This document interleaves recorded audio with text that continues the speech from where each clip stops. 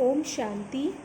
अव्यक्त मुरली सीरीज़ में आज हम सुनेंगे दिनांक 2 फरवरी 1969 के बाप दादा के मधुर महावाक्य। पिछली मुरली में बाबा ने कहा, साकार तो अव्यक्त स्थिति स्वरूप में स्थित है, लेकिन आप बच्चे भी अव्यक्त स्थिति में स्थित होंगे तो अव्यक्त मुलाकात का अलौकिक अनुभव कर सकते हो। तो आज हम सुनेंगे अव्यक्त मिलन के अनुभव की विधि। टाइटल है अव्यक्त मिलन के अनुभव की विधि। प्रेम स्वरूप बच्चे, ज्ञान सहित प्रेम जो होता है वही यथार्थ प्रेम होता है। आप सभी का प्रेम रस बाप दादा को भी खींच लाता है। सभी बच्चों के दिल के अंदर एक आशा दिखाई दे रही है। वह कौन सी? कई बच्चों ने संदेश भेजा कि आप हमें भी अपने अव्यक्त वतन का अनुभव कराओ। यह सभी बच्चों की आशाएं अब पूर्ण होने का समय पहुंच ही गया है। आप कहेंगे कि सभी संदेशी बन जाएंगे, लेकिन नहीं। अव्यक्त वतन का अनुभव भी बच्चे करेंगे, लेकिन दिव्य बुद्धि के आधार पर। जो अब अलौकिक अनुभव कर सकते हो, वह दिव्य दृष्टि द्वारा करने से भी बहुत लाभदायक, अलौकिक और अनोखा है। इसलिए जो भी बच्चे चाहते हैं कि अव्यक्त बाप से मुलाकात करें, वे कर सकते हैं। कैसे कर सकते हैं? इसका तरीका सिर्फ यही है कि अमृत वेले याद में बैठो और यही संकल्प रखो कि अब हम अव्यक्त बाप दादा से मुलाकात करें। जैसे साकार में मिलने का समय मालूम होता था तो नींद नहीं आती थी और समय से पहले ही बुद्धि द्वारा इसी अनुभव में रहते थे, वैसे अब भी अव्यक्त मिलन का अनुभव प्राप्त करना चाहते हो तो उसका बहुत सहज तरीका यह है।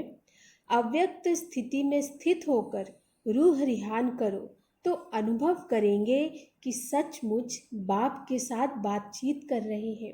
और इसी रूह रिहान में जैसे संदेशियों को कई दृश्य दिखाई देते हैं, वैसे ही बहुत गुह्य गोपनीय रहस्य बुद्धि योग से अनुभव करेंगे।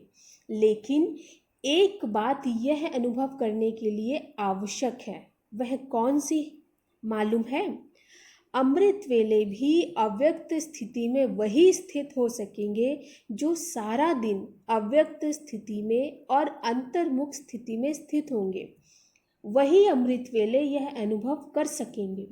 इसलिए अगर स्नेह है और मिलने की आशा है तो यह तरीका बहुत सहज है। करने वाले कर सकते हैं और मुलाकात का अनोखा अनुभव प्राप्त कर सकते हैं। वतन में बैठे बैठे कई बच्चों के दिलों की आवाज़ पहुंचती रहती है। आप सोचते होंगे शिव बाबा बहुत कठोर है, लेकिन जो होता है उसमें रहस्य और कल्याण है। इसीलिए जो आवाज़ पहुंचती है वह सुन करके हर्षाता रहता हूँ। क्या बाप दादा निर्मोही है? आप सभी बच्चे निर्मोही हो, निर्मोही बने हो तो बाप दादा निर्मोही और बच्चों में शुद्ध मोह तो मिलन कैसे होगा? बाप दादा में शुद्ध मोह है। साकार बाबा का बच्चों में शुद्ध प्यार था, शिव बाबा का नहीं है।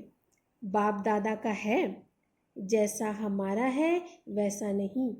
शुद्ध मोह बच्चों से भी जास्ती है, लेकिन बाप दादा और बच्चों में एक अंतर है।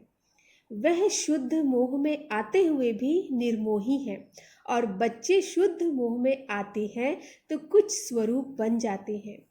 या तो प्यारे बनते या तो न्यारे बनते, लेकिन बाप दादा न्यारे और प्यारे साथ साथ बनते हैं। यह अंतर जो रहा हुआ है, इसको जब मिटाएंगे तो क्या बनेंगे? अंतर्मुख, अव्यक्त, अलौकिक।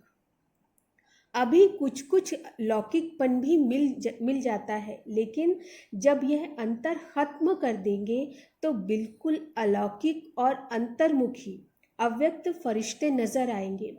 इस साकार वतन में रहते हुए भी फरिश्ते बन सकते हो। आप फिर कहेंगे आप वतन में जाकर फरिश्ता क्यों बने, यहाँ ही बनते। लेकिन नहीं, जो बच्चों का काम वह बच्चों को साजे, जो बाप का कार्य है वह बाप ही करते हैं। बच्चों को अब पढ़ाई का शो दिखाना है, टीचर को पढ़ाई का शो नहीं दिखाना है, टीचर को पढ़ाई पढ़ानी होती है। स्टूडेंट को पढ़ाई का शो दिखाना होता है। शो केस में शक्तियों को, पांडवों को आना है, बाप दादा तो है ही गुप्त। अभी सभी के दिल में यही संकल्प है कि अब जल्दी जल्दी ड्रामा की सीन चलकर खत्म हो। लेकिन जल्दी होगी? हो सकती है, होगी या हो सकती है। भावी जो बनी हुई है वह तो बनी हुई बनी ही रहेगी। लेकिन बनी हुई भावी में यह इतना नजर आता है कि अगर कल्प पहले माफिक संकल्प आता है तो संकल्प के साथ साथ अवश्य पहले भी पुरुषार्थ तीव्र किया होगा। तब तो यह भी संकल्प आता है कि ड्रामा का सीन जल्दी पूरा कर सभी अव्यक्त वतनवासी बन जाएं। बनना तो है, लेकिन आप बच्चों में इतनी शक्ति है जो अव्यक्त वतन को भी व्यक्त में खींचकर ला सकते हो। अव्यक्त वतन का नक्शा व्यक्त वतन में बना सकते हो। आशाएं तो हर एक की बहुत है, ऐसे ही पहुंचती हैं जैसे इस साकार दुनिया में बहुत बड़ी ऑफिस होती है टेलीफोन और टेलीग्राम की, वैसे ही बहुत शुद्ध संकल्पों की तारे वतन में पहुंचती रहती हैं। अभी क्या करना है? कई बच्चों के कुछ लोक संग्रह प्रति प्रश्न भी है, वह भी पहुंचते हैं। कई बच्चे मूंझते हैं कि साकार द्वारा तो यह कहा कि सूक्ष्म वतन है ही नहीं, तो बाबा कहाँ गए, कहाँ से मिलने आते हैं, कहाँ यह संदेश भेजते हैं, क्यों भोग लगाते हो? इसका भी राज है। क्यों कहा गया था? इसका मूल कारण यही है कि जैसे आप लोगों ने देखा होगा कि कभी कभी छोटे बच्चे जब कोई चीज़ के पीछे लग जाते हैं तो वह चीज़ भल अच्छी भी होती है, लेकिन हद से ज़्यादा उस अच्छी चीज़ के पीछे पड़ जाते हैं तो बच्चों से क्या किया जाता है? वह चीज़ उनकी आंखों से छिपाकर यह कहा जाता है कि है ही नहीं। इसीलिए ही कहा जाता है कि इसकी जो एक्स्ट्रा लगने लगी है वह कुछ ठीक हो जाए। इसी रीति से वर्तमान समय कई बच्चे इन्हीं बातों में कुछ चटक गए थे, तो उनको छुड़ाने के लिए साकार में कहते थे कि यह सूक्ष्म वतन है ही नहीं। तो यह भी बच्चों की एक बात से बुद्धि हटाने के लिए कहा गया था, लेकिन इसका भाव यह नहीं है कि अगर बच्चों से चीज़ छिपाई जाती है तो वह चीज़ खत्म हो जाती है। नहीं, यह एक युक्ति है चटकी हुई चीज़ से छुड़ाने की। तो यह भी युक्ति थी। अगर सूक्ष्म वतन नहीं तो भोग कहाँ लगाते हो? इस रस्म रिवाज को कायम क्यों रखा? कोई भी ऐसा कार्य होता है तो खुद भी संदेश क्यों पूछवाते थे? तो ऐसे नहीं कि सूक्ष्म वतन नहीं है, सूक्ष्म वतन है, लेकिन अब सूक्ष्म वतन में आने जाने के बजाय स्वयं ही सूक्ष्म वतनवासी बनना है। यही बाप दादा की बच्चों में आशा है। आना जाना ज़्यादा नहीं होना चाहिए, यह यथार्थ है। कमाई किसमें है? तो बाप बच्चों की कमाई को देखते हैं और कमाई के लायक बनाते हैं। इसलिए यह सभी रहस्य बोलते रहे। अभी समझा कि क्यों कहा था और अब क्या है? सूक्ष्म वतन के अव्यक्त अनुभव को अनुभव करो, सूक्ष्म स्थिति को अनुभव करो। आने जाने की आशा अल्पकाल की है। अल्पकाल के बजाय सदा अपने को सूक्ष्मवासी क्यों नहीं बनाते? और सूक्ष्म वतनवासी बनने से ही बहुत वंडरफुल अनुभव करेंगे। खुद आप लोग वर्णन करेंगे कि यह अनुभव और संदेशियों के अनुभव में कितना फर्क है। वह कमाई नहीं, यह कमाई भी है और अनुभव भी है। तो एक ही समय दो प्राप्ति हो, वह अच्छा है या एक ही चाहते हो? कई बच्चों के मन में यह भी प्रश्न है कि ना मालूम जो बाप दादा कहते थे कि सभी को साथ में ले जाएंगे, अब वह तो चले गए। लेकिन वह चले गए हैं, मुक्ति धाम में जा नहीं सकते सिवाय बारात व बच्चों के। बारात के बिगर अकेले जा सकते हैं? बारात तैयार है, यही सुना है अब तक कि बारात के साथ ही जाएंगे। जब बारात ही सज रही है तो अकेले कैसे जाएंगे? अभी तो सूक्ष्म वतन में ही अव्यक्त रूप से स्थापना का कार्य चलता रहेगा। जब तक स्थापना का कार्य समाप्त नहीं हुआ है तब तक बिना कार्य सफल किए हुए घर नहीं लौटेंगे। साथ ही चलेंगे और फिर चलने के बाद क्या करेंगे? मालूम है क्या करेंगे? साथ चलेंगे और साथ रहेंगे, फिर साथ साथ ही सृष्टि पर आएंगे। आप बच्चों का जो गीत है, कभी भी हाथ और साथ ना छूटे, तो बच्चों का भी वायदा है तो बाप का भी वायदा है। बाप अपने वायदे से बदल नहीं सकते। और भी कोई प्रश्न है? यूं तो समय प्रति समय सब स्पष्ट होता ही जाएगा। कईयों के मन में यह भी है ना कि ना मालूम जन्म होगा व क्या होगा। जन्म होगा, जैसे आपकी मम्मा का जन्म हुआ वैसे होगा। आप बच्चों का विवेक क्या कहता है? ड्रामा की भावी को देख सकते हो, थोड़ा थोड़ा देख सकते हो।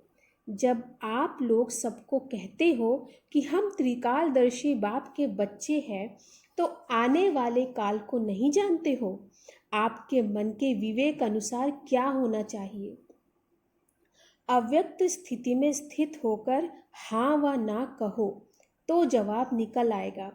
इस रीति से बाप दादा ने 2 से 4 बार पूछा। बहुत करके सभी का यही विचार था कि नहीं होगा। आज ही उत्तर चाहते हो या बाद में? हलचल तो नहीं मच रही है? यह भी एक खेल रचा जाता है। छोटे छोटे बच्चे तालाब में पत्थर मारकर उसकी लहर से खेलते हैं, तो यह भी एक खेल है। बाप तुम सभी के विचार सागर में प्रश्नों के पत्थर फेंक कर तुम्हारे बुद्धि रूपी सागर में लहर उत्पन्न कर रहे हैं। उन्हीं लहरों का खेल बाप दादा देख रहे हैं। अभी आप सबके साथ अव्यक्त रूप में स्थापना के कार्य में लगे रहेंगे। जब तक स्थापना का पाठ है तब तक अव्यक्त रूप से आप सभी के साथ ही हैं। समझ गए? वतन में मम्मा को भी इमर्ज किया था। पता है क्या बात चली? जैसे साकार रूप में साकार वतन में मम्मा बोलती थी कि बाबा आप बैठे रहिए, हम सभी काम कर लेंगे। इसी ही रीति से वतन में भी यही कहा कि हम सभी कार्य स्थापना की जो करने हैं वह करेंगे। आप बच्चों के साथ ही बच्चों को बहलाते रहिए। ऐसे ही साकार में कहती थी। वही वतन में रूह रिहान चली। आप सभी के मन में तो होगा ही कि हमारी मम्मा कहाँ गई। अभी यह राज इस समय स्पष्ट करने का नहीं है। कुछ समय के बाद सुनाएंगे कि वह कहाँ और क्या कर रही है। स्थापना के कार्य में भी मददगार है, लेकिन भिन्न नाम और रूप से। अच्छा, अब तो टाइम हो गया है। आज वतन में दूर से ही सवेरे से खुशबू आ रही थी।